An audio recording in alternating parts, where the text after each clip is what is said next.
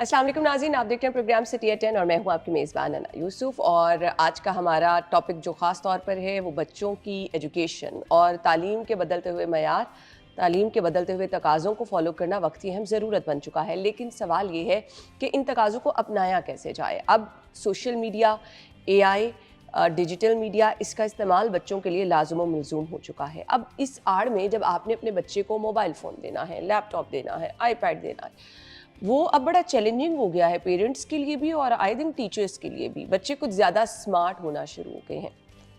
अच्छा, अब ये स्मार्ट होना तो बहुत अच्छी बात है, बट अगर इसको हम एक पॉजिटिव सेंस में देखें तो इसके नताइज बेहतर हासिल हो सकते हैं। सवाल ये है कि एजुकेशन के बदलते हुए तकाज़ों को हमने बीइंग पेरेंट्स और बीइंग टीचर्स अडॉप्ट किस तरह से करना है, बच्चों को इसका आदी कैसे बनाना है। ख़ास तौर पर अगर हम देखें कि हम छोटे बच्चों की अगर बात कर लें, अब हमने बच्चों को टेक्नोलॉजी की तरफ भी लेकर आना है, बच्चों को इन चीज़ों से जो है वो फ्रेंडली एक एनवायरनमेंट भी क्रिएट करना है। एंड यस, इसके जो नेगेटिव असरात हमें पूरी दुनिया में नज़र आ रहे हैं उससे दूर रखना, उससे बचाना। क्योंकि अगर आप अपने बच्चे को मोबाइल फ़ोन नहीं देंगे, iPad नहीं देंगे, ऑनलाइन क्लासेस होती हैं, बहुत सारी असाइनमेंट्स ऐसी होती हैं और बहुत सारे स्कूल्स में तो अब हम देख रहे हैं कि बुक्स वगैरह को फॉलो ही कम किया जा रहा है, तो बच्चा आपका बहुत पीछे रह जाएगा। तो अब सवाल ये है कि आपने इस दौड़ में शामिल कैसे होना है। अब टीचर्स को किस तरह से अपना किरदार अदा करना है। एंड यस, पेरेंट्स जब तक साथ नहीं चलेंगे तब तक पॉसिबल नहीं हो सकेगा। सो आज हम इस अहम टॉपिक पे गुफ्तगू करेंगे। हमारे साथ एजुकेशनिस्ट मौजूद होंगे, माहिर तालीम, जो कि हमें अपने एक्सपीरियंस भी बताएंगे और यस, हम उनसे कुछ सीखने की कोशिश भी करेंगे। अंबर उमर और मदीहा ज़की ने हमें ज्वाइन किया है अपने प्रोग्राम में। खुशामदीद कहेंगे। अस्सलाम वालेकुम। थैंक यू सो मच, बहुत बहुत शुक्रिया आप लोगों के टाइम के लिए। मदीहा, सबसे पहले आपसे स्टार्ट कर लेते हैं। एजुकेशन के तकाजे मैंने कहा बदल रहे हैं, अग्री करती हैं? बिल्कुल ऐसा ही है। सो इनको अब हम जिसे एजुकेशन कह रहे हैं, ज़रा उस पर रोशनी डाल दें, वो क्या है? देखिए अना, जब मैं इसको रिफ़्लेक्ट करती हूँ बहुत साल पहले when I was a student, तब जो था एजुकेशन का बिल्कुल एक डिफरेंट हम उसको देखते थे। हम जो भी अपने सब्जेक्ट्स रखते थे हमें लगता था ये हमें आगे हमारा फ्यूचर डिसाइड करेंगे। एग्जैक्टली।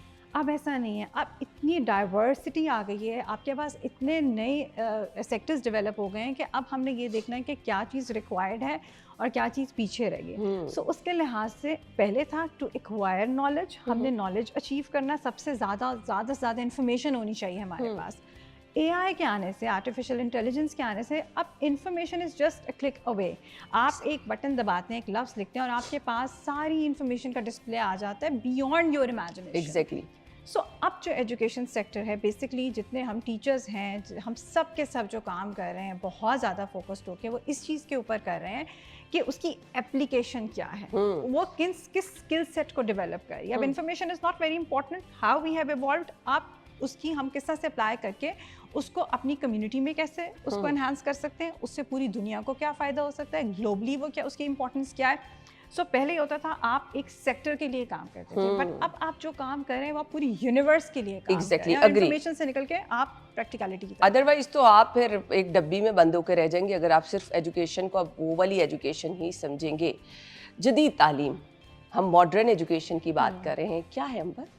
मॉडर्न एजुकेशन जिसे हम कह सकते हैं कि जैसे अगर हम अपने आप को कंपेयर करें, जैसे हम पढ़ते थे जन अल्फ़ा जिन्होंने स्टडीज़ किए हैं, कि हम तो बहुत ज़्यादा बुक में रह गए थे। बुक में इंफॉर्मेशन हमने ढूंढनी है और हमें जो भी सर्च करना है गूगल में सर्च कर लेते थे।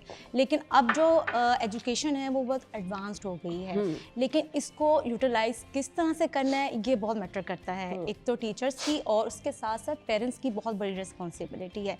ये देखें, जैसे असाइनमेंट बनाते हैं बच्चे कॉलेज यूनिवर्सिटीज़ में, वो ऐसे क्लिक अवे जैसे उन्होंने बात की कि आपको इन्फॉर्मेशन सारी मिल जाती, लेकिन उस AI को यूटिलाइज़ कैसे करना है, उसको पॉजिटिव वे में कैसे यूज़ करना है वो मैटर करता है। देखिए, इन्फॉर्मेशन ले ली बच्चे ने, कॉपी पेस्ट किया, वो दे दी, उसके थिंकिंग स्किल्स, उसकी critical thinking skill, cognitive skills बहुत अफेक्ट करती है। तो ये टीचर और पेरेंट्स की रिस्पॉन्सिबिलिटी है कि उसको सुपरवाइज करे और उनको AI as a tool use करने सिखाए। हमें उसको AI को एज ए टूल यूज़ करना है, उसको प्रॉपर डिपेंडेंस नहीं लानी है। तो हमारे स्टूडेंट्स आजकल क्या कर रहे हैं कि वो प्रॉपर डिपेंडेंट होते जा रहे हैं AI की तरफ। उनकी एआई की जो यूटिलाइजेशन है उसका ऊपर बहुत काम किया जा रहा है। और जो टीचर्स हैं वो बहुत काम कर रही हैं, टीचर्स को एम्पावर कर रहा है एआई, लेकिन टीचर्स की रिस्पॉन्सिबिलिटी आती है कि एआई को आपने एज ए टूल अपने लर्निंग में, अपने लर्निंग एजुकेशन में, अपने सही फील्ड में कैसे इस्तेमाल करना है वो बहुत मैटर ये दोनों तरफ चैलेंज होगा। Yeah. अच्छा, अब मुझे लगता है मदिहा, बच्चों के लिए ना फ्रेंडली इन्वायरमेंट भी बहुत ज़रूरी है। अब हमारे टाइम पे तो हम होता था पढ़ते चले जाते थे, अब बच्चे उतना पढ़ते नहीं हैं ऑनेस्टली स्पीकिंग। उनको मी टाइम भी चाहिए, उनको प्ले टाइम भी चाहिए, उनको रिलैक्स भी होना है, और वो कम टाइम में अच्छा पढ़ लेते हैं। सो आपको एक हेल्दी इन्वायरमेंट मेरे ख्याल से स्टूडेंट को देना बहुत ज़रूरी हो गया। एग्री करती हैं आप? Absolutely, बिल्कुल ऐसा ही है अना। इसके लिए सबसे ज़्यादा जो चीज़ इंपॉर्टेंट है वो हमारे क्लासरूम्स के सेटअप हैं। अगर आपको याद होगा कि बहुत अरसा तक जो क्लासरूम्स थे वो एक इस तरह के सेट होते थे, एक आगे बोर्ड होता था, वाइट बोर्ड होता था, पूरी क्लास उसको फेस कर रही है। अब बिल्कुल ये जो डायनामिक है ये हमने शिफ्ट कर दिया है। अब ज़्यादातर बच्चे ग्रुप्स में बैठते हैं, they talk to each other, they discuss and then they produce result. सबसे मज़े की बात जो मैं एंजॉय करती हूँ, because I am in constant comparison अपने एजुकेशन के लिहाज से और अब जो आगे बच्चे और मज़ीद जो हम आगे कर रहे हैं, तो I always enjoy making such comparison. तो मुझे सबसे अच्छा ये लगता है कि बच्चे ही रिफ्लेक्ट करते हैं। फीडबैक सबसे पहले टीचर ने भी देने से पहले जब बच्चे को देखते हैं कि हमने काम कैसा किया, अच्छा किया, तो दे आर हैप्पी। अगर उसमें कोई लूप होल्स हैं तो एक बच्चा दूसरे को बता रहा है। और आपको पता है ये अब जो लेटेस्ट रिसर्च है ये बताती है कि हम बहुत कम कंटेंट जो है वो सीखते हैं when we are with adults. हम अपने ग्रुप से सबसे ज़्यादा सीखते हैं, लर्न करते हैं, because we are comfortable, we are willing to ask a lot of questions, we are very comfortable making mistakes. Even though अब टीचर्स को ट्रेन किया गया कि आपने बच्चों को अगर उनसे कोई कुछ गलती हो रही है क्या, आपने उनके साथ you have to become part and parcel of that thing, and then you have to tell them, अच्छा what is this, why do you think this is happening, you know, even then. लेकिन जब बच्चे आपस में होते हैं, जो उसकी प्रोडक्शन होती है और उसकी आउटपुट होती है, दैट इज़ रिमार्केबल। बिल्कुल आपने ठीक कहा। और वाकई अब आप स्कूल्स का एनवायरनमेंट देखें तो बड़ा फ्रेंडली सा, और फिर वो ग्रुप्स में बच्चों को बिठाना, वो जो हम कह रहे हैं ना प्रॉपर एक क्लासरूम वाला एनवायरनमेंट होता था कि जिस तरह से वो सीट्स वगैरह जिनकी बनाई जाती थी, अब वो बिल्कुल चेंज हो चुका हुआ है। वो चाहे छोटे बच्चों में देखें या बड़ी क्लासेस में देखें। तो इसको आप अप्रिशिएट करती हैं? बिल्कुल अप्रिशिएट करती हूँ। मैं अपनी क्लास की एग्जांपल देना चाहूँगी, क्योंकि बच्चों को चॉइसेस की ज़रूरत होती है, ठीक है। तो उसके लिए क्लास का एनवायरनमेंट, पॉजिटिव एनवायरनमेंट जो है ना वो बहुत ज़रूरी होता है। हमारी क्लास में किस तरह से होता है कि हमने डिफरेंट लर्निंग स्टेशंस बनाए हुए हैं। Like if they want to read books, तो हमारा लर्निंग स्टेशन रीडिंग बुक्स का एक सेपरेट है। Then if you want to do something separate, numeracy corner है हमारा, जिसमें वो बच्चे जो है वो ब्लॉक्स के साथ सम्स करते हैं और अपने क्रिएटिव वर्क करते हैं। Then we have art work station होता है, जिसमें बच्चे समटाइम्स जो है वो नहीं पढ़ना चाह रहे होते हैं, उनका माइंड अभी इतना ज़्यादा वो नहीं फोकस कर पा रहा होता है स्टडी पे, तो वो क्या करते हैं कि वो आर्ट वर्क में अपने उस कॉन्सेप्ट को उसको उस तरीके से जो है प्रेजेंट कर रहे होते हैं। Because every child matters and matters जो है वो बहुत ज़रूरी है। Everyone has a genius.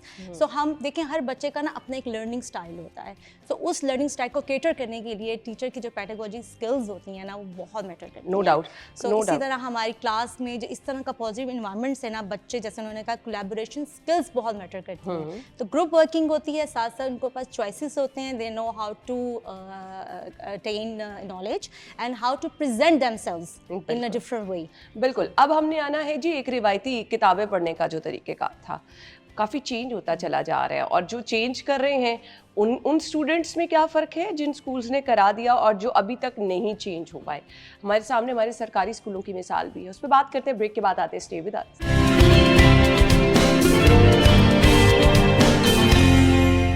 Welcome back once again. हमारे साथ हमारी मेहमान मौजूद हैं। मैं मदीहा सलीम की तरफ आना चाहूँगी। रिवायती किताबों का तरीक़ेकार, अब किताब की अहमियत से तो इनकार नहीं किया जा सकता।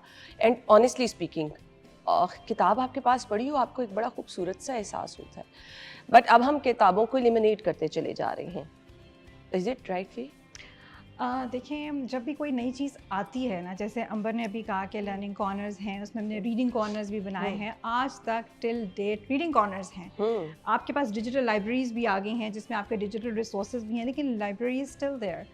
सो हम इस चीज़ को बहुत ग्रेजुअली और ट्रांजिशन के साथ लेके जा रहे हैं, आराम आराम से एक स्मूथ वे में लेके जा रहे हैं। आपकी बुक्स हैं, लेकिन हर किताब के अंदर जो कंटेंट है उसको आपने फिर आगे बहुत ज़्यादा वसी करना है, उसको बहुत डाइवर्स करना है। उसके लिए आपके पास सारे डिजिटल टेक्नोलॉजी की जो डिफरेंट टूल्स हैं वो अवेलेबल हैं। जैसे फॉर एग्जाम्पल टॉपिक आपने वहाँ से आपने लिया, क्योंकि ये क्यों हो रहा है, अब डिजिटल बुक्स क्यों आ रही हैं, या हम क्यों कहते हैं बच्चों को रिसर्च करें, इंक्वायरी बेस्ड लर्निंग की तरफ क्यों जा रहे हैं, क्योंकि आपका असेसमेंट प्रोसीजर बदल गया है।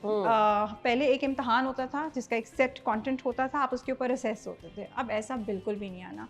अब हम पेरेंट्स को भी एजुकेट करते हैं, बच्चों को ऑब्वियसली पढ़ाना ही हमने, तो उनका तो ऑलरेडी हम जो भी डेवलप करें नॉलेज, कंटेंट, स्किल्स, वो सारा उसी असेसमेंट के ऊपर होता है। हमारा बच्चा कंटेंट के ऊपर असेस नहीं होगा, उसने जो भी सीखा है, जिस चीज़ के बारे में भी सीखा है, वो उसको इस दुनिया में, इस यूनिवर्स में कहाँ अप्लाई करता है, चेक हम वो करेंगे। सो उसके लिहाज से बहुत ज़रूरी है, किताब के अलावा उससे रिलेटेड जितना इर्द गिर्द मटीरियल है, टीचर इंकरेज करती है, सुपरवाइज करती है, उसको एक्सप्लोर करवाती है सेफली, डिपेंडिंग अपॉन कि उसका क्या लेवल है, कितना होना चाहिए, और वो this is how the child actually steps towards the assessment procedure. अब बच्चे स्कूल जाना शुरू करते हैं तो 2-3 साल तो नो बुक्स, बच्चे के बैग आप वैसे ही भेज रहे हैं, तो ये बिल्कुल किताबें ना होना, इसको आप कैसे देखती हैं?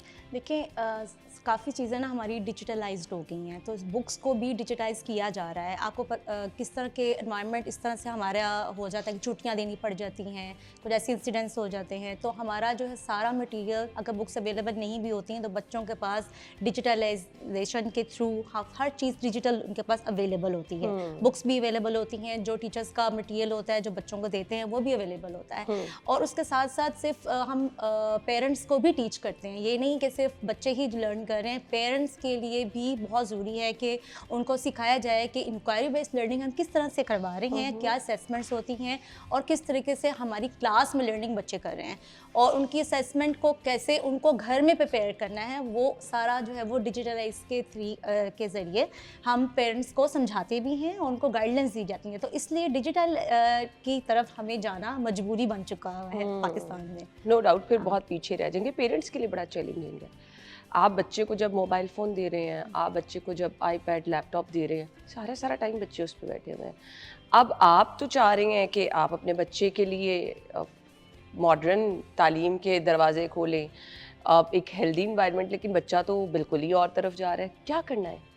अच्छा, इसमें बैलेंस मेंटेन करने के लिए, क्योंकि that is really very important, जब एक बच्चे को आप डिजिटल रिसोर्सेज का एक्सपोयर देते हैं उसको चीज़ें ईजी लगना शुरू होती हैं। And it's a human mindset कि जो चीज़ आपको ईजी लगती है वो आप लर्न नहीं करते उतनी प्रोफिशिएंसी के साथ। जब आप स्ट्रगल करते हैं किसी चीज़ को हासिल करने के लिए, किसी काम को सीखने के लिए, वो आप रिटेन करते हैं। सो इस प्रोसेस को बहुत ज़्यादा हम उसको वर्केबल बनाने के लिए, प्रोडक्टिव बनाने के लिए, बच्चों को जो जितने भी टास्क असाइन होते हैं वो सारे ऐसे होते हैं कि उसमें आपका फील्ड वर्क हो, उसको लाजमी जाने। फॉर इंस्टेंस आपको पता है कि बहुत इंपॉर्टेंट है कि बच्चों को अब फिनटेक यानी फाइनेंशियल अवेयरनेस आए, ये बहुत ज़रूरी है, क्योंकि आपके जितने फाइनेंसेस हैं वो भी सब डिजिटली अवेलेबल हैं। आपकी ऐप्स सारी आ गई हर चीज़ के लिए, आपकी करेंसी डिजिटल हो गई है, मुझे लगता है रियली कोई कैश रखता होगा।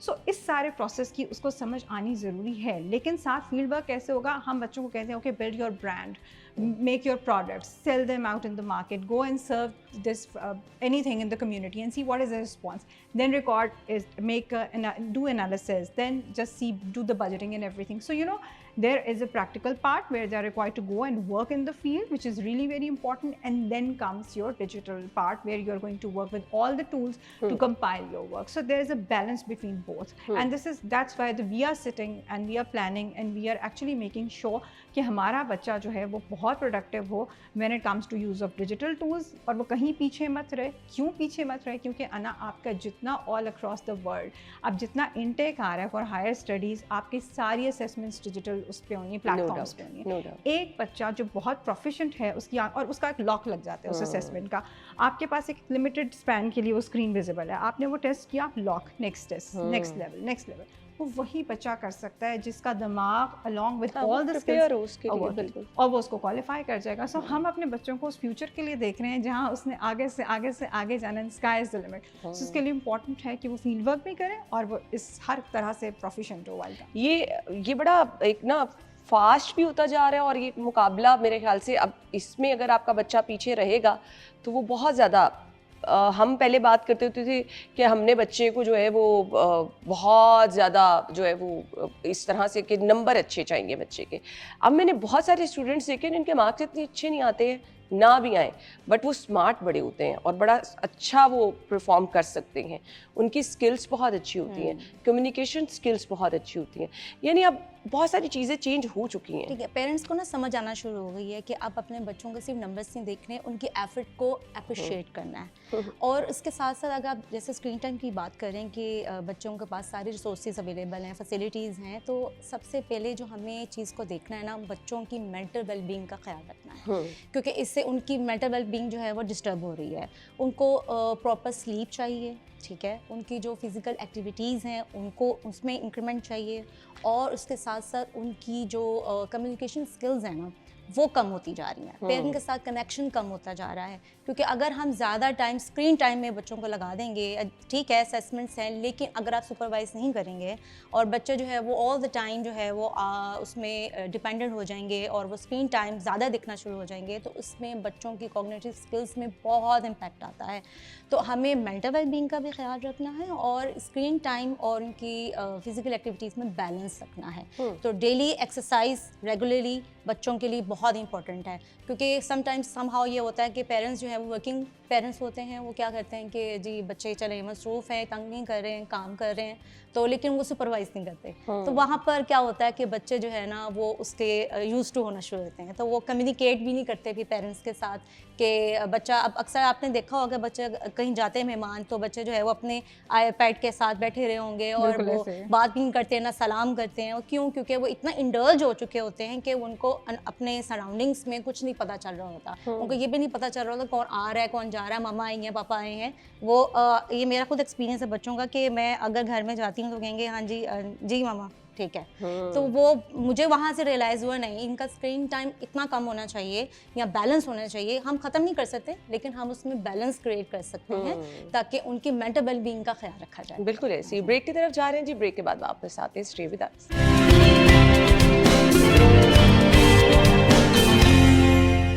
Welcome back once again. गुफ्तगू का सिलसिला आगे बढ़ाएंगे। किस क्लास तक हमने बच्चे को, मतलब वो इतना बर्डन नहीं लेकर आना, फिर हमने बच्चे को मॉडर्न एजुकेशन जिसकी हम बात कर रहे हैं, एआई की बात कर रहे हैं, हर बच्चे का मेंटल लेवल डिफरेंट है ना, तो हमने किस तरह से इस चीज़ को एक सेट पैटर्न बनाना है कि अच्छा अब बच्चे को चेंज करना है, अब उसको इस मॉडर्न एजुकेशन की तरफ लेके जाना है। अब हम स्टोरी टेलिंग भी देख रहे हैं, अब डिजिटल मीडिया का इस्तेमाल क्लासरूम में भी हो रहा है। बच्चों को आप बहुत सारे डिजिटल टूल यूज़ करके बच्चों को आप पढ़ा रहे हैं, बहुत अच्छी चीज़ है, बच्चों का इंटरेस्ट बड़ा अच्छा डेवलप होता है। बट वो अगर बच्चे वहाँ तक ही महदूद होकर रह गए, फिर आगे उनको हमने राइटिंग की तरफ लेकर आना है, मुश्किल नहीं हो जाता?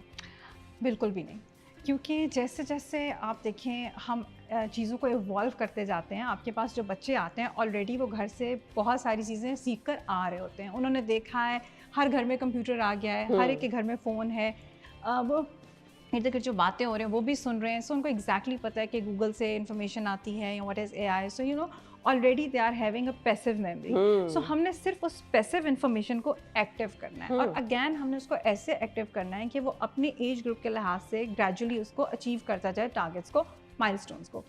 हम right from the scratch, very from the beginning, जब बच्चा आपके पास स्कूल में आता है अर्ली ईयर्स में, प्ले ग्रुप में, हम उसको छोटे छोटे डिजिटल टूल्स देने शुरू कर देते हैं, again for a very limited time. आपने देखा है स्कूल में हर चीज़ का एक स्केड्यूल होता है, नॉर्मली एक चीज़ एक स्केड्यूल से हो रही होती है। Why schedules are being followed. वैसे अब हम इतना इंकरेज नहीं करते, हम कहते हैं कि आप ये देखें कि बच्चे ने अगर उतना एब्जॉर्ब किया है और अगर आपको लग रहा है तो you are required to stop. लेकिन फिर भी देयर आर सर्टन पैरामीटर्स कि आपने उनको किस वक्त क्या चीज़ देनी है। अब हम बच्चों को वो चीज़ें दे के उनको आहिस्ता आहिस्ता उसकी यूजेज सिखाते हैं। फॉर इंस्टेंस ना, बच्चों के लिए बहुत ज़रूरी है कि उन्हें इमरजेंसी कॉन्टैक्ट नंबर्स पता हो, उन्हें एग्जैक्टली पता हो which buttons are they required to touch, उन्हें एग्जैक्टली पता हो कि फ़ोन का पासकोड कैसे खोलना है इमरजेंसी यूज़ के लिए, उन्हें एग्जैक्टली पता हो कि कॉन्टैक्ट नंबर सेव कैसे करना है, what is the contact number of their parent. अब ये छोटी छोटी चीज़ें जो अल्टीमेटली आपको डिजिटल लिटरेसी की तरफ लेके जाती हैं, और ये बहुत इंपॉर्टेंट है considering the dynamics of today's world. So हम इस तरह के छोटे छोटे चीज़ें जो कि अगेन प्रैक्टिकल हैं, उसके पास उसको अगर इन्फॉर्मेशन है कि उसकी अम्मी का क्या नंबर है, उसके वालिद का क्या नंबर है, वो कहाँ काम करते हैं, उनके एड्रेसेस, ये सब कुछ। अब उसको बच्चे को, जो बहुत छोटा बच्चा है, उसको ये अवेयरनेस नहीं कि 1 2 3, उसको भी पूरी काउंटिंग नहीं आती, लेकिन उसकी एक मसल मेमोरी है, उसको एग्जैक्टली पता है पहले मैं ये बटन इधर, मैंने उसको एक पैटर्न पे दबाना है। तो ये छोटी छोटी एफर्ट्स करके हम उसको ऑलरेडी डिजिटल अवेयरनेस देते हैं। फिर हम उसको ये भी बताते हैं कि अगर आपने एक पिक्चर खींची है तो उसको आप सेव कैसे करते हैं कंप्यूटर में, कि डेटा कैसे जाता है, डेटा क्या है, ये जो आपको चीज़ें नज़र आती हैं what do we call them. So ये छोटी छोटी वोकैबुलरी बिल्डिंग और फिर उसकी प्रैक्टिकलिटी, उसकी यूजेज, ये सारे स्टेप आहिस्ता आहिस्ता वो चलता चलता उसके लिए सारी चीज़ें जब हमारे लिए आई थी, they were aliens to us, for them it's just like their passive memory has become active and now exactly ऐसी है। अच्छा, अब हम ना कुछ बच्चों में कंपैरिजन भी करते हैं, फलां बच्चा बहुत लाइक है फलां बच्चा। क्लासरूम में आप लोगों का कैसे एक्सपीरियंस रहता है? बच्चों का मेंटल लेवल क्या वाकई बहुत डिफरेंट होता है? कुछ बच्चे बहुत शार्प होते हैं। हाँ जी, माशाल्लाह बहुत ज़्यादा। आपको मैं ये कहूँगी कि they are smarter than us. Teacher से भी स्मार्ट होते हैं, जैसे उन्होंने बात किया कि बच्चों को सिखाती हैं, लेकिन जब हम स्मार्ट बोर्ड पे बच्चों को टेक्नोलॉजी जब उसके साथ इंटीग्रेट करते हैं लेसन प्लान में, तो वो बच्चे खुद बताते हैं कि टीचर यहाँ से प्रेस करेंगे बटन तो ये ऐसे होता है, तो यहाँ से करेंगे तो ये चीज़ यहाँ पर ओपन हो जाएगी। और अगेन उन्हें पढ़ना नहीं आता ये वो सब आपको अपनी मसल मेमोरी और साइट लर्निंग से बता रहे हैं। एग्जैक्टली। सो वो उनकी जो विजुअल लर्निंग होती है उसके थ्रू जो है वो बताते थे और हमें गाइडलाइंस दे रहे होते हैं। इवन के जब भी हम काम करने लगते हैं, सबसे पहले वो they are going to start up के we will start this one, कि टीचर आप रहने दे, लेट अस डू। सो वो बेसिकली खुद बढ़कर काम करते हैं, और क्योंकि टेक्नोलॉजी का इंटीग्रेशन बहुत ज़रूरी है। ये नहीं हम कर सकते कि हम बुक्स पढ़ाएंगे और जी टेक्नोलॉजी का कम इस्तेमाल करेंगे, ऐसे नहीं होता।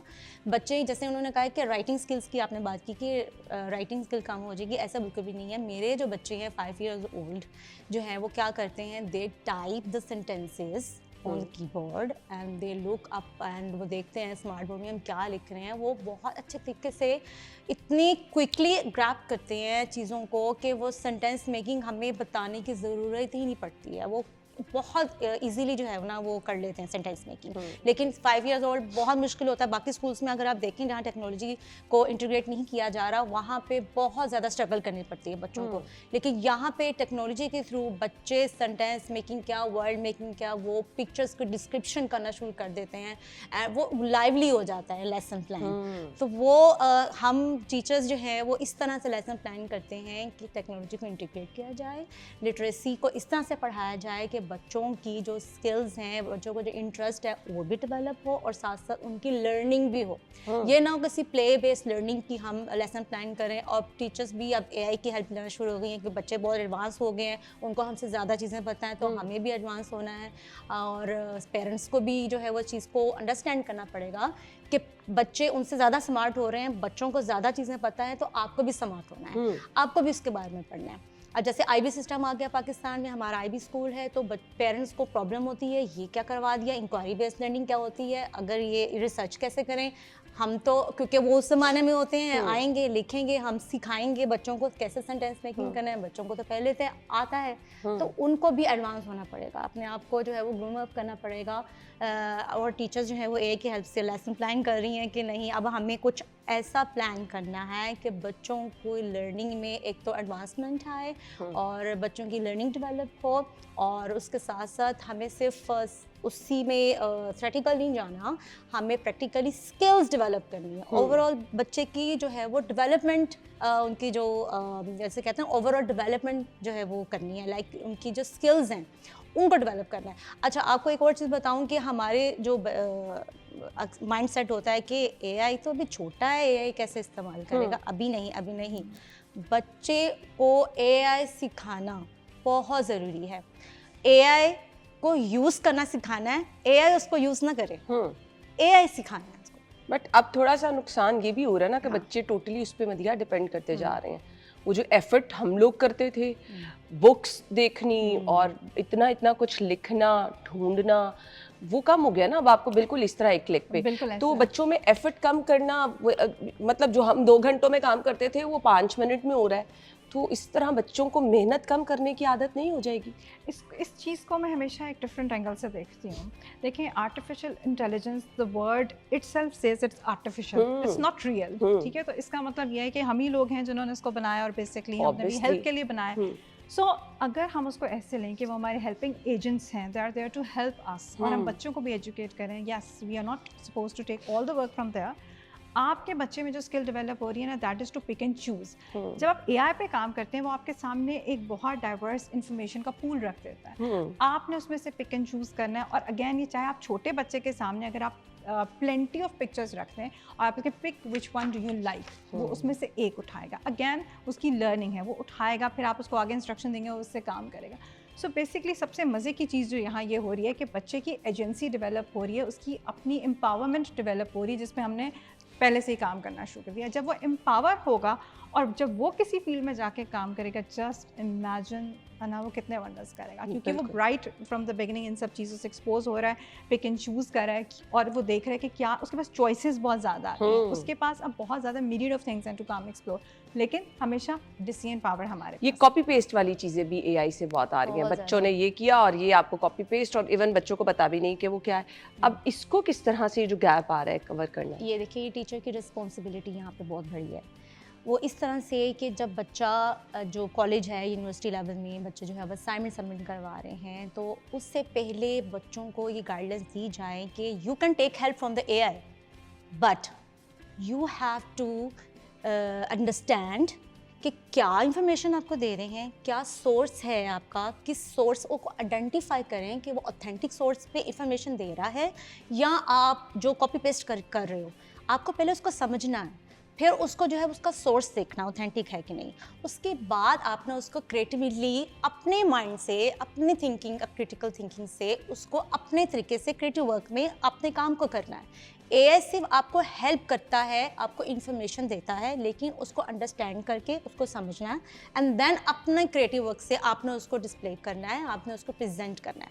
बच्चे क्या करते हैं कि वो समझते भी नहीं है, और समटाइम्स ये होता है एआई ऐसी इन्फॉर्मेशन आपको देता है जो बिल्कुल भी करेक्ट नहीं होती है। तो बच्चों को तो पता नहीं है, वो तो कहते हैं बस information the, and they even don't ask questions. Critical thinking तो खत्म हो गई ना, क्योंकि आप क्वेश्चन नहीं कर रहे, आप जो उसको बता रहे हो कि ये मेरा टॉपिक है, just give me the answers और मुझे पूरी असाइनमेंट बना दो। आप तब तक आपका वो ऑथेंटिक इन्फॉर्मेशन नहीं होगी जब तक आप उसको समझेंगे नहीं, उसको अपने तरीके से नहीं उसको लेकर आएंगे। आपका काम ऑथेंटिक तब होगा जब आप उससे हेल्प ले रहे हो, आइडिया ले रहे हो, लेकिन आप अपने तरीके से उसको डिस्प्ले करोगे। जो आपका माइंड है, काम आपका ही करेगा, वो आपका ऑथेंटिक काम होगा। लेकिन हम क्या करते हैं, बच्चों को गाइडेंस नहीं देते, लेकिन हम ये बताते हैं yes you can take help from the AI, लेकिन हम ये गाइडेंस देते हैं कि उसको टूल को यूज कैसे करना है, अपना काम ऑथेंटिक कैसे बनाना है। तो ये बहुत मैटर करता है। स्किल बेस्ड एजुकेशन की बात, लेकिन अंबर की बात में I just want to add one ingredient to that. हमारा जो डिजिटल रिसोर्सेज अब डेवलप हो रहे हैं, उसमें एक चैट बॉक्स होता है, उसमें आप पूछते हैं उससे, वो आपके साथ चैटिंग करता है, आपको आंसर्स बताता है। अगेन वो एआई से चल रहा होता है सारा कुछ। आई रेज्ड अ क्वेश्चन कि इस तरह तो बच्चा उस एआई के चैट बॉट में डालेगा, जो कि बड़ा पर्टिनेंट क्वेश्चन है कि tell me the answer of question number 7 और tell me what will be the answer, what will be the different ending to that series और सारा। तो उन्होंने बताया कि जितने एआई, जो स्टूडेंट स्पेसिफिक एआई हैं, चैट बॉक्सेस हैं, जो भी चैट बॉट्स होते हैं जो आपसे बात करते हैं, जितने चैट बॉट्स हैं उनके अंदर ये इन्फॉर्मेशन एम्बेडेड है, you not required to tell the answers. वो चैट बॉट आपका फ्रेंड बन के आपको कहेगा go back to this topic and read that topic and just see if that, so that chat bot is not going to tell you the answers. ये सारा again जब AI पे काम होता है तो इसके ऊपर भी काम हुआ है कि they are not required to tell you the answer. Similarly आपका जो लैंग्वेजेस हैं वो बहुत ब्रॉड एक पूरा स्पेक्ट्रम है, उसमें भी वो चैट बॉट कहेगा let's read the story again, let's do it together, go to that reference and do it again. So they are not going to tell you the answers, rather they are going to help you to search and find yourself. So ऐसे हमारे systems AI में developed हैं, जितनी आपकी books आ रही हैं, digital resources आ रहे हैं, उसमें चैट बॉट्स हैं जो आपको आंसर्स नहीं रिवील करेंगे बल्कि आपको हेल्प करेंगे लाइक अ टीचर। ये बहुत अच्छी चीज़ है जी। अच्छा जी, ब्रेक ले लें और ब्रेक के बाद हम गुफ्तगू का सिलसिला आगे बढ़ाएंगे और हमने बात करनी है अब स्किल बेस्ड एजुकेशन की। स्टूडेंट्स जो कि स्कूल से आ रहे हैं, इवन कॉलेजेस, यूनिवर्सिटीज़ से, स्किल्स की कमी है। और हमारे यहाँ अगर आप देखें तो बहुत सारे लोग जिनकी एजुकेशन इतनी नहीं है लेकिन स्किल्स अगर बहुत अच्छी हैं तो अच्छे खासे पैसे भी कमा रहे हैं। अब इतने ब्राइट स्टूडेंट्स जिनके हाथों में डिग्रियाँ हैं वो इंतज़ार करें कि हमें नौकरी कहीं से मिल जाए। तो हमने स्टार्ट से ही बच्चों को कैसे तैयार करना है कि उनकी स्किल्स पर हमने काम करना है। ब्रेक के बाद आके डिस्कस करते हैं, स्टे विद अस।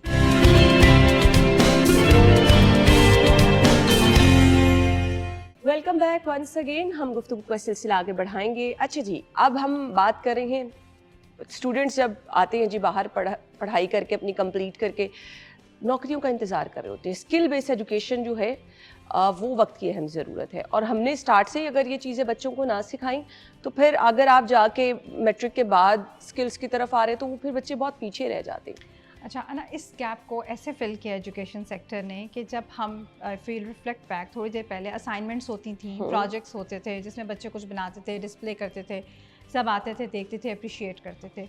ये सब चीज़ें असाइनमेंट्स, इवन वो आप जो कॉपी पेस्ट की बात हो रही थी, एक इन्फॉर्मेशन ली, उसको पेस्ट किया, उसको अपने लिहाज से कंटेंट को रीफ्रेज किया, रिवाइज़ किया। अब ऐसा नहीं है। अब आपके सारे सब्जेक्ट्स, फॉर इंस्टेंस हम किसी भी प्रॉब्लम की बात करते हैं कि एंट्री इवेंट होता है, अब आपके प्रोजेक्ट्स क्या हैं? वो कोई कागज़ गत्ते का प्रोजेक्ट नहीं है जिसमें कोई बॉल पड़ा है या कोई 3D चीज़ आपके सामने है। आपके जो प्रोजेक्ट्स हैं, टीचर आती है वो एक एंट्री इवेंट देती है। कोई भी प्रॉब्लम हो सकती है कि आज आपने ब्रेक में देखा बाहर कितना गार्बेज था, what can we do for that. So basically वो बच्चों को एक स्किल सेट डेवलप कराएगी। अब इंग्लिश की टीचर में भी कह सकती है बच्चों से, फॉर इंस्टेंस अब बच्चे उसमें रिफ्लेक्ट करेंगे, वो एकदम कॉन्शियस होंगे, now that is a real problem that is present in the school. So English की टीचर उनसे एक एप्लीकेशन लिखवाएगी टू द प्रिंसिपल कि हमें ज़्यादा डस्टबिन की ज़रूरत है। मैथ की टीचर आएगी, वो बजटिंग करवा लेगी कि कितनी एक बेर नित्य की है, तो अगर हम 10 खरीदेंगे तो वो कितने की होगी। ज्योग्राफी की टीचर आएगी, वो उनसे मैप ड्रॉ कराएगी कि आपको क्या लगता है किधर किधर हम वो प्लेस करें तो वो हमारे लिए इफेक्टिव होंगी और हमारा स्कूल जो है वो साफ़ सुथरा होगा। उर्दू की टीचर उनसे इश्तहार, यहाँ कचरा फेंकना मना है या यहाँ कचरा मत फेंकिए, हमारे सफाई का खास ख्याल रखें।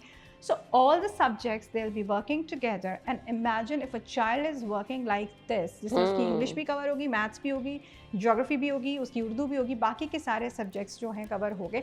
फिर अगर इस्लामियत की टीचर उन्हें कोई सफाई निस्फ़ ईमान है कि ऊपर कोई उनको बताती है, रेफरेंसेस देती है, तो you know all the subjects are coming together, और वो उस बच्चे को प्रैक्टिकल जो भी नॉलेज दे रहे हैं, whatever content they are providing to that child, और ये राइट फ्रॉम लेवल 1 से लेके ऊपर तक आपके प्रोजेक्ट्स ऐसे जाते हैं। उससे क्या होता है कि आपका बच्चा नई नई इन्वेंशंस करता है, वो चीज़ें जो शायद हमने भी नहीं सोची, ये इतने सारे, और उसमें सारा काम बच्चे ने करना है और उसी ने प्रेजेंट करना है, उसको सोसाइटी में क्या फ़ायदा होगा वो करना है, उसके ऊपर इंटर्नशिप्स प्लान करनी है, वो बच्चे पे डिफरेंट स्टेशंस पे जॉब करते हैं, और जब वो प्रैक्टिकली उस चीज़ को करके देखते हैं उसकी मार्केट में वैल्यू होती है। यानी बच्चे को एग्जैक्टली पता है, उसके पास पूरा प्रोसीजर है हर चीज़ का कि मैंने इस चीज़ को इम्प्लीमेंट कैसे करना है और इसकी क्या यूटिलिटी है, और उसके बाद वो उस पर रिफ्लेक्ट भी करेगा। जब वो सारा वाइंड अप करेगा, उसको अपनी जितनी भी कम्युनिटी है उसमें स्प्रेड करेगा, फिर वो बैठेंगे सारे, देखेंगे क्या फर्दर हम इसमें इम्प्रूवमेंट्स कर सकते हैं, ये क्या गलत किया था हमने। सो उस चीज़ को देखते हुए अब एजुकेशन सेक्टर इंटरडिसिप्लिनरी अप्रोच पे आ गए, जहाँ सब subjects they work together and they work on the skill set. This is how we are proceeding towards. अब एक और चीज़ मेरे माइंड में है, हमने बच्चों के अंदर ना मुकाबले की फ़िज़ा कायम करनी होती है। हम घर में भी पेरेंट्स को देख रहे होते हैं कि फ़लाँ का बच्चा इतना लायक है, तुम नहीं हो, तुम्हारा अपना बहन भाई। अब इस मुकाबले की फ़िज़ा को हमने हेल्दी तरीके से भी लेके चलना है, और बहुत ज़्यादा कंपैरिजन में आए तो बच्चे की पर्सनैलिटी बहुत चिड़चिड़ी हो जाती है। कैसे मैनेज करना है? सबसे पहले जो है वो पेरेंट्स को समझना है कि ये हमारा बच्चा है। बच्चे को अपना समझें, जो दूसरे का बच्चा है उसका मेंटल लेवल या उसका जो माइंड सेट है वो डिफरेंट होगा। आपका एनवायरनमेंट में आपके बच्चे का माइंड सेट डिफरेंट होगा। हर बच्चे की अपनी एबिलिटीज़ होती हैं, उसको पहचानना है बस आपने। अब ये है कि कंपैरिजन जब आप करते हो ना, तो बच्चों के अंदर जो है वो कॉन्फिडेंस एक तो लूज़ होना शुरू हो जाता है। तो बच्चों के साथ एक तो जो प्रॉब्लम आता है ना पेरेंट्स का, वो है लिसनिंग। सुनते नहीं है बच्चों को। कोई ऐसा चाहिए जो उसकी बात सुने, उनको अपनी प्रॉब्लम शेयर करे। तो वही मेरी पहली वाली बात कि कनेक्शन नहीं है पेरेंट्स का। आप ज़रा समझे तो सही वो कहना क्या चाहता है, वो क्या प्रॉब्लम है, किस वजह से वो पढ़ नहीं पा रहा है, क्या मेंटल वेलबींग का प्रॉब्लम है, या उसके स्कूल में कोई ऐसा प्रॉब्लम है कि वो स्कूल में टीचर्स से डिस्कस नहीं करना चाह रहा। लेकिन पेरेंट्स जो है वो समझ सकते हैं।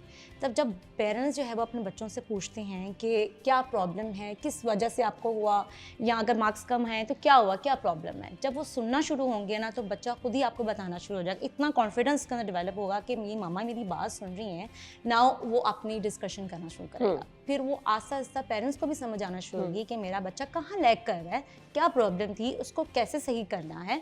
ये हो गया कंपैरिजन। दूसरा, अब जैसे आपने पहले बात की कि जॉब्स के बारे में, मैं उसका आंसर देना चाहूँगी अगर आपकी इजाज़त हो तो। जी जी। अब हमारी जो मार्केट जॉब्स है ना वो चेंज हो रही हैं। सिर्फ स्किल्स इनफ नहीं रही अब ह्यूमन जो स्किल्स हैं उसके साथ साथ एआई स्किल्स का होना बहुत ज़रूरी है। अगर आपको स्किल्स हैं कम्युनिकेशन, वो ह्यूमन का काम है, कम्युनिकेशन करना, लीडरशिप स्किल्स हैं, देन कोलैबोरेशन करना, उनके बिहेवियर को अंडरस्टैंड करना, ये फिजिकली जहाँ पे ह्यूमन का काम है वो जॉब्स नहीं जा सकती। लेकिन जॉब्स एआई की वजह से बहुत चेंज हो रही हैं।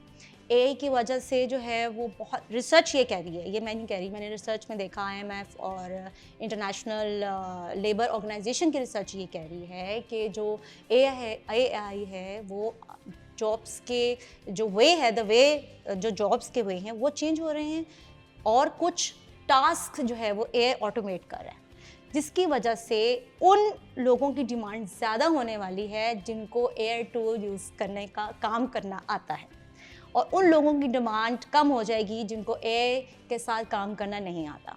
ये रिसर्च कह रही है। सो मेरा ये मानना है कि अगर आप स्किल सीख रहे हैं, रिसर्च बेस्ड लर्निंग हो रही है, स्किल्स हो रही हैं, कम्युनिकेशन स्किल्स हो रही हैं, सब डेवलप कर रहा है एक स्कूल, और एआई स्किल्स को सिखाना नहीं शुरू किया, तो वहाँ पे जो बच्चे हैं वो खाली स्किल्स के साथ मार्केट जॉब्स नहीं हासिल कर पाएंगे। तो आई थिंक ये बहुत बड़ा जो है पॉइंट है जो मैंने जब रिसर्च में पढ़ा और मुझे अंडरस्टैंड हुई कि ये स्किल्स, ह्यूमन स्किल्स काम करने वाली नहीं है। अच्छा, इसके साथ साथ मुझे लगता है बच्चों की तरबियत, पर्सनालिटी ग्रूमिंग, कुछ बच्चे बहुत स्मार्ट होते हैं और हर बात में बोलना और हर चीज़ में टीचर को भी आप क्रॉस कर जाना, अब ये आप स्मार्टनेस के ज़ुमरे में नहीं आता, मतलब आपको थोड़ा सा एक रिगार्ड रखना होता है अपनी टीचर का भी, तो ये बच्चों की तरबियत भी जो है बड़ी मैटर करती है। अच्छा, ये दोनों रिस्पॉन्सिबिलिटी टीचर पेरेंट्स दोनों की होती है। अगर हम कहें कि ये घर से ही सब चीज़ें आ रही हैं, नो डाउट वहाँ बहुत बड़ी रिस्पॉन्सिबिलिटी है, बट कुछ बच्चे ऐसे होते हैं ना कि घर में बहुत लाड प्यार से बिगड़ गए, टीचर्स कुछ उनको और तरह से मोल्ड कर सकते हैं। बिल्कुल ना, मैं सेकंड करूंगी, क्योंकि मुझे ऐसा लगता है कि बच्चे खुद पेरेंट्स आके कह रहे थे जी आप कह दें आपकी बात मानते हैं, जी आप ज़रूर बताइए, कि घर आके भी कह रहा था। तो मुझे ऐसा लगता है यस ऑफ कोर्स पेरेंट्स को तो वो बहुत ज़्यादा, क्योंकि वो घर से जो सीख कर आता है वो काफ़ी अरसे तक आपके साथ रहता है, लेकिन टीचर्स जो हैं वो इसमें मैजिक कर सकते हैं, क्योंकि मुझे ऐसे लगता है कि आप टीचर से बहुत इंस्पायर्ड होते हैं, और अच्छे टीचर्स आपको अपनी ज़िंदगी में हमेशा याद रहते हैं, और कुछ लोग तो अपने करियर्स में भी वही करते हैं जो टीचर अच्छा हो। सो मुझे उस चीज़ को देखते हुए लगता है yes this is really very important कि जब बच्चा आपके पास आए और ये टीचर्स उसको मोटिवेट करें, और अगर कोई ऐसा बच्चा है जो बहुत स्मार्ट है, जो आपको लग रहा है कि नहीं वो बाकी के बच्चों पे डोमिनेंस कर रहा है या इवन टीचर की बात नहीं सुन रहा है, सब कुछ, यकीन करें अना, अब जो है हमारे टीचर्स ये बहुत ब्लेस्ड हैं। हर टीचर को क्लास में जाने से पहले एक प्रॉपर प्रोफेशनल डेवलपमेंट सेशन मिलता है, जिसमें उसको सिर्फ ये नहीं बताते कि how to make the things workable when it comes to academics only, वो different scenario based professional development लेके आया होता है, एग्जैक्टली पता होता है कि बच्चों के टेम्परामेंट इश्यूज़ को कैसे डील करना है, स्पेसिफिकली अर्ली ईयर्स में जब वो सेटल नहीं हो रहा होता, वो घर के एक बड़े वार्म एनवायरनमेंट में से निकल के आता है, उसके क्लासरूम की सेटिंग में उसको कैसे जेल इन करना है। सो ये वाकई मैं करती हूँ कि टीचर्स बहुत मैजिक कर सकते हैं बच्चों को बार बार जगह जगह उनकी काउंसलिंग करके, जो कि ज़रूरी नहीं आप क्लास के वक्त ही करें, और आप उसको ब्रेक टाइम में या जो भी आपके पास फालतू में बच्चे आपके पास आते हैं किसी हेल्प के लिए, during that time you can talk to the children. और ये वाकई बहुत इंपॉर्टेंट, अल्लाह ताला ने उस्ताद को एक बहुत एक अहम टूल दिया हुआ है कि वो बच्चे का पूरा फ्यूचर नहीं शेप कर सकता, बल्कि उसकी पर्सनैलिटी भी शेप कर सकता है। और हमारे टीचर्स बहुत, मैं कहूँगी कि इस लिहाज से वंडर्स कर रहे हैं, क्योंकि उनके पास ये ट्रेनिंग है और वो इस ट्रेनिंग को बहुत आराम से बच्चों पे इम्प्लीमेंट कर देते हैं, उनकी पर्सनैलिटीज़ को शेप कर देते हैं, जिसकी वजह से आपने देखा है कि punishment culture is almost gone.